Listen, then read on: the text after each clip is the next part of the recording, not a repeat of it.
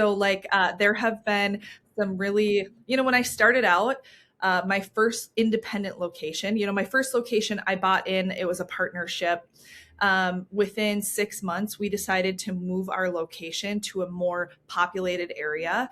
And then I did all the back end stuff. Like I worked with the city and the state. I worked with all the licensing, the contracting, the build out, and it Ugh. almost created enough confidence in me, just that, because it's like you don't know what you don't know, but that created enough confidence in me that I was like, I actually think I can do this on my own. So had a conversation with my business partner, and I said I was actually had gotten pregnant.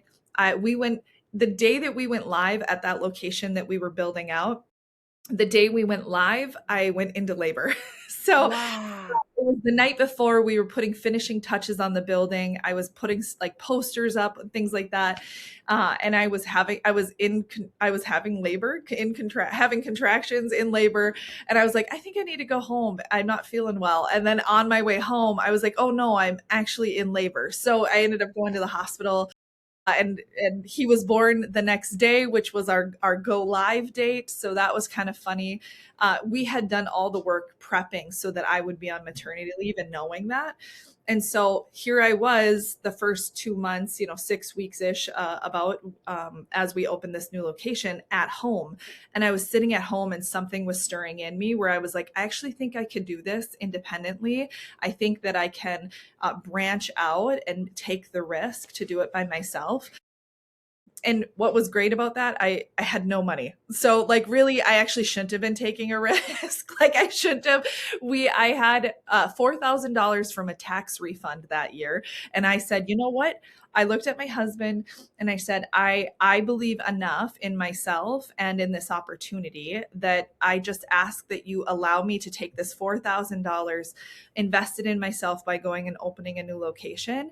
And I promise you, if I don't have results in a year, I will be done with the dream, but just give me a year. That's all I ask. And so I ended up 2 months later opening my own location now that I had all this knowledge for the whopping total of $4,000.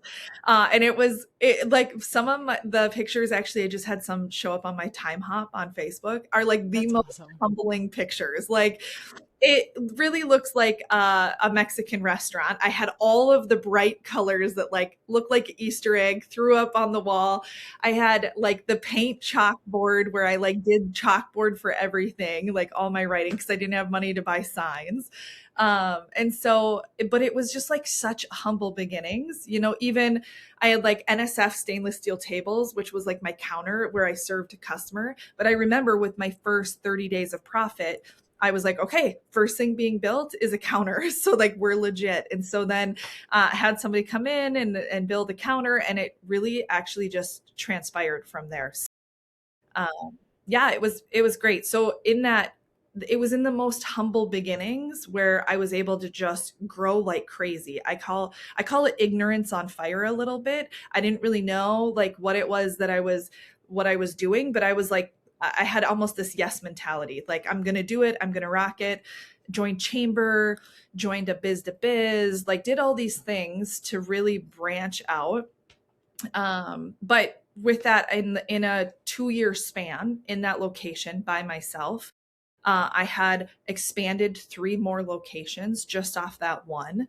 And then, yeah, I grew my check 3 times what it was. And so those were like the fun feet to the pavement, butt up, head down, like the whole bit. Like we call it guerrilla marketing, or at least that's what it was called back in the day, where you would do hand to hand invites. Like I would walk into every business, go into developments and hang flyers on doors.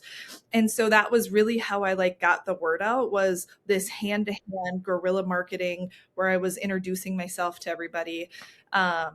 And so that's really how it started.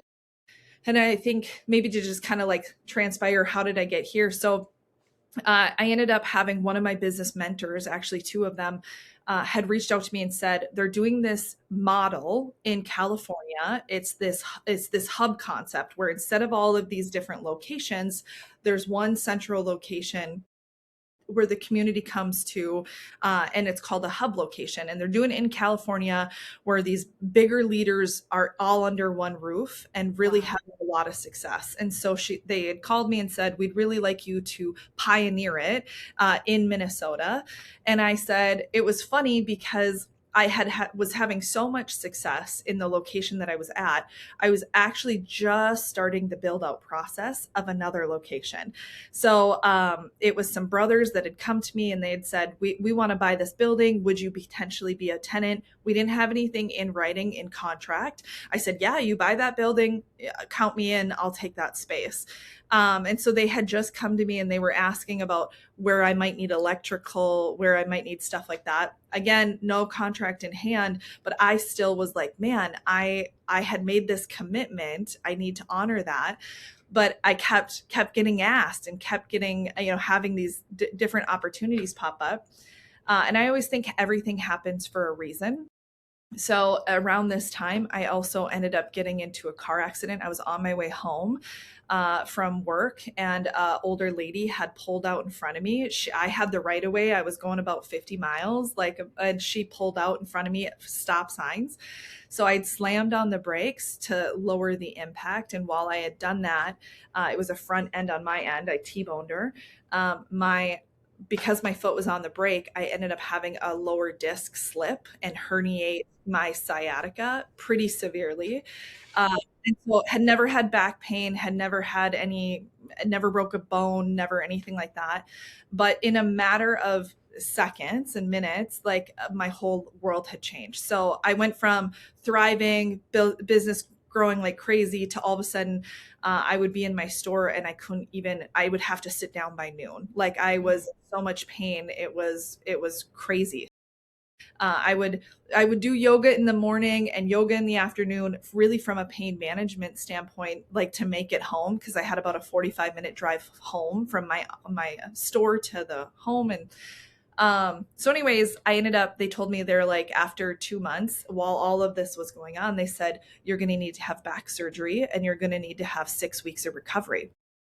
And so Ooh. I was like, I don't know how to do that. The one singular employee that I was just rocking it out with, that was my ride or die, she had told me that she wanted to be done. And so she was looking at doing a change.